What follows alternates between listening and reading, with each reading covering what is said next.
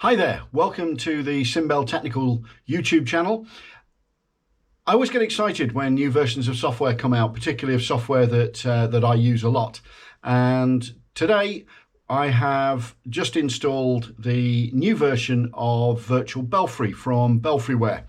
This is my simulator of choice, and consequently when I got notification that version 3.8 was available, I shot off to the belfryware.com website, downloaded it and installed it. And in this video I want to take you through some of the changes, the what's new in version 3.8. There's some great stuff in here, so let's get started. So on the screen in front of me we have the standard Virtual Belfry screen. We can check after the installation. We just ran the installer with default values. First piece of good news, your default settings for things like methods and compositions no longer gets overwritten when you install the software, so you can take version 3.8, install it over 3.7 as we've done here. If you want to check your version, just go to help and about, and you can see here that I'm running the new version 3.8. So standard screen for me, 6 bells, plain bod doubles, simple method. Nothing too much to show on here, except we have this new button down here called Configure Random Calls. We'll have a look at that shortly. But first of all, what I want to do is to take you through some of the new additions to the ropes menu. So we've selected the ropes view, and we can go down to the ropes tab here on the left, and you can see the first three are as they always have been, but now we have this new rope sight setting for rope sight flashes. Now, we had flashes in version 3.7, but here the functionality has been extended, and there are 3 new options in here. One is directional colors. So previously, every time you saw a rope sight flash, it was going to be yellow. Now, when you're hunting up, you'll find that the flashes are light blue. When you're hunting down, they are magenta, and if you're making places or staying in the same position, then they are yellow. And you turn that on simply by clicking the option in this menu. There is another new option. If your rope sight is getting better, but you want to practice seeing the treble or watching when you pass the treble, then this new option here, when following the treble, if it's checked, when you're about to pass the treble, then you'll find that the treble will flash at you. You should note that it flashes both going up to the back and down to the front. So if you're used to, for example, ringing plain bob doubles by determining where you've passed the treble, then you have to be aware that when you come down to the front, you will also see those flashes. Third option with rope sight, you can set it if you're okay and your rope sight's getting better. You can set this so that if you're out by a certain amount, that you can set here on this slider. From 10% of a blow to 100% of a blow, you can set it to a point where if you get out that much, then it will actually turn on the rope sight flashes to bring you, or to help you get back into the method or the rhythm. There are options then at the bottom here for the flash delay. By default, this is 0. As you get better, your rope sight gets better. If you increase the value here up to a maximum of 5, then what happens is there will be a delay before the flash appears. So you can mentally watch the ropes, you can use your rope sight, but you can check by having the flash after you've determined where you should be, if you see what I mean. So that's the flash delay. We still have collect and discard mode. This is the one where we get ticks on the ringers as you collect them as you go up to the back and then discard them as you come down to the front. So let's have a quick look. Now I'm not connected to a dumbbell, so I'm just using the keyboard to ring. I've got Bell 4 selected here. If we go back to the main menu, it is plain bob doubles. So what I'm going to do is just use the start changes, which means we'll go straight in, and I'll try and not make too many mistakes.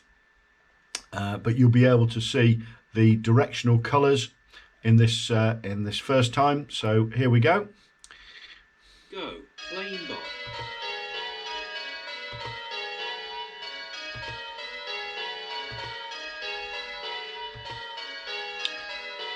We'll now get the cyan.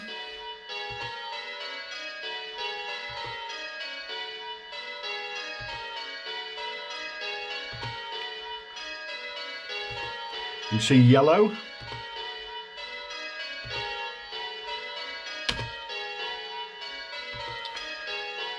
Okay, so you saw the three different colours then, magenta, cyan and yellow, as we did the 4 blows at the back.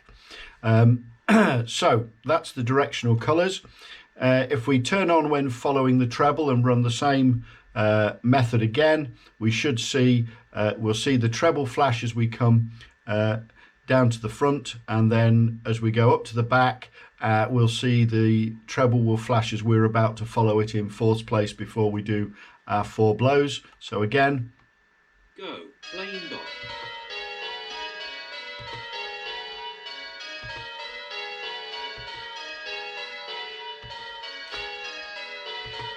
so just go to the back, 1st place, 3rd place, and there we saw the flash. So it's very easily there, you can see that the treble is giving you a hint of when you should be seeing it. When out of place, it should be fairly easy for me to do, considering I have to think about speaking, looking, listening, and what else is going on around me. So when out of place by a percentage of a blow, well, if we turn this at about 30% and start again. Go, plain bob. So none at the moment.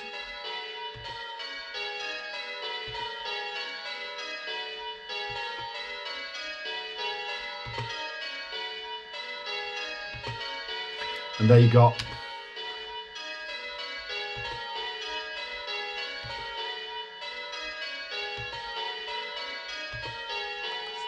okay, so it actually started, kicked in as my striking got worse and worse. Collect and discard mode, I think you'll probably all have seen this, but in case you haven't, if we look, go, plain bob.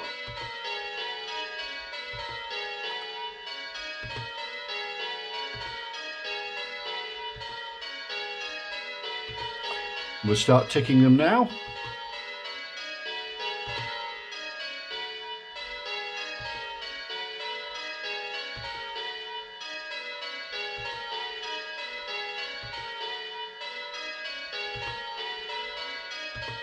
And then the discarding.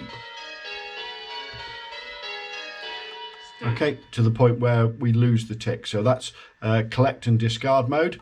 Now, I was absolutely delighted to see that we've now got a placement pointer. Now, what this does is it provides some immediate feedback in the ropes window for where you're striking at the time. So what will happen here is I'm ringing number 4. Bell number 4 the ringer will disappear when I start ringing the first time I press, and it'll be replaced with a dotted line, and that's the datum. So at the bottom here there'll be a green arrow, which if I strike absolutely in time, then it will be in line with that dotted datum. If I'm early, it will be left. If I'm late, it will be right. Easiest way though, of course, is to just show you how that works. So if I start again, go, plain bob.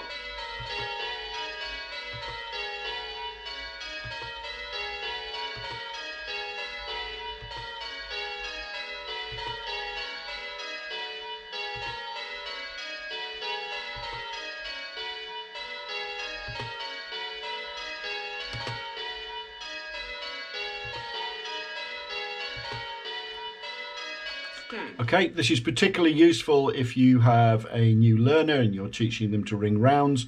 You can just have them ringing rounds and trying to position that green pointer bang on the dotted line, the datum line. Okay, so those are the new items and the changes in the ropes menu.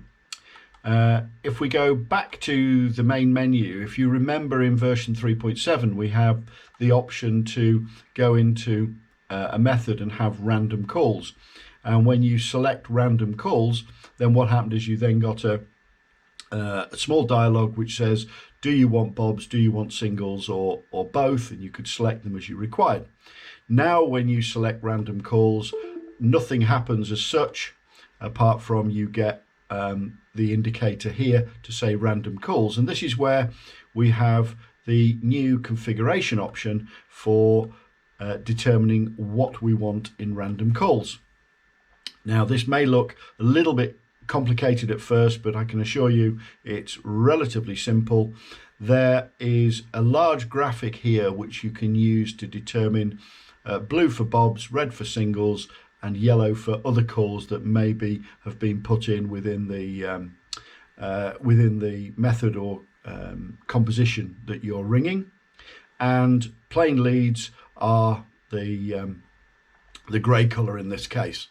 So what you can do is you can say, I'm ringing and I want an awful lot of bobs, so I want a bob every lead.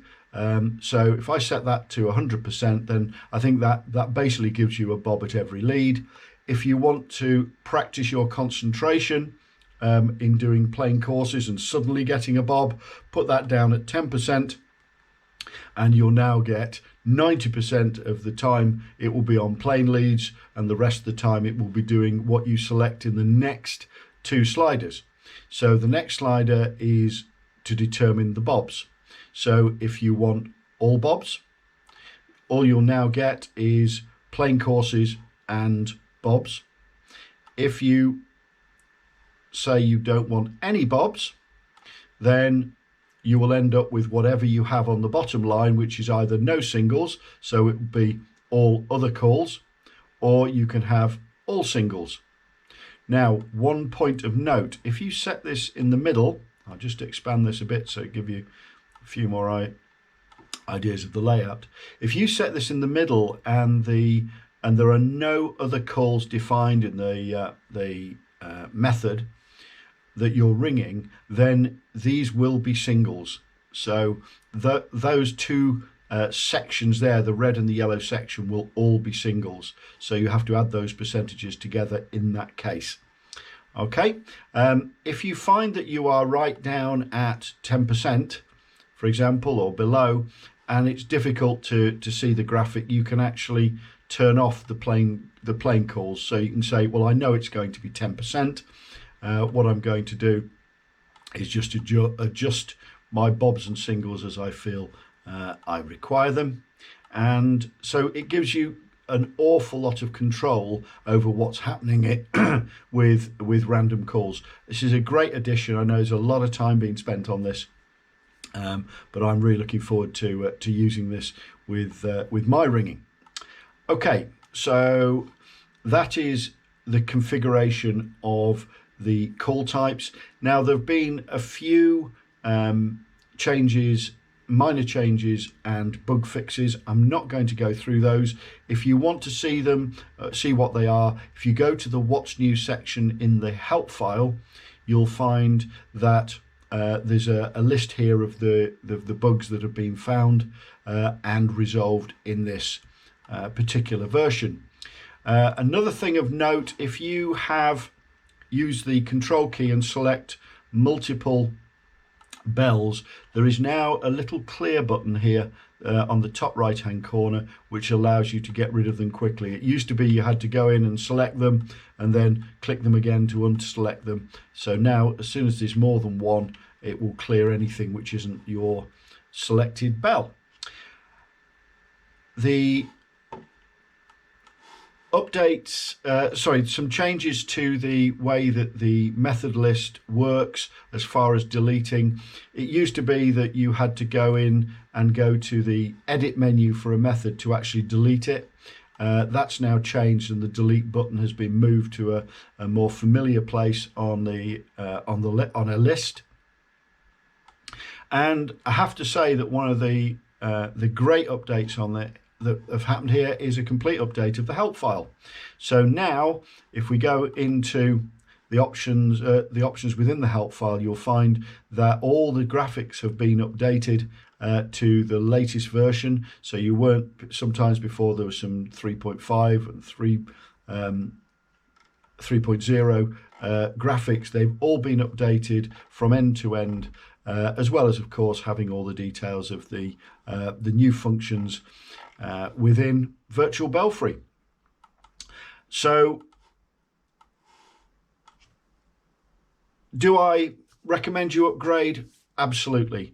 If you simply go to www.belfryware.com, the upgrade is free of charge to all existing users. Just literally download it, run the installer, and it will install your current version to version 3.8. I think this is a really good, really good update, and I thoroughly recommend that you get yourself over and get yourself updated as soon as possible. So, hope this video has been useful. As usual, if you haven't already subscribed, please do so. Just click the subscribe button at the bottom, click the bell in order to get notified when more videos. I'm going to go now and get this onto the dumbbell and enjoy my afternoon playing with version 3.8 of Virtual Belfry. Thanks for watching. I'll see you all very soon.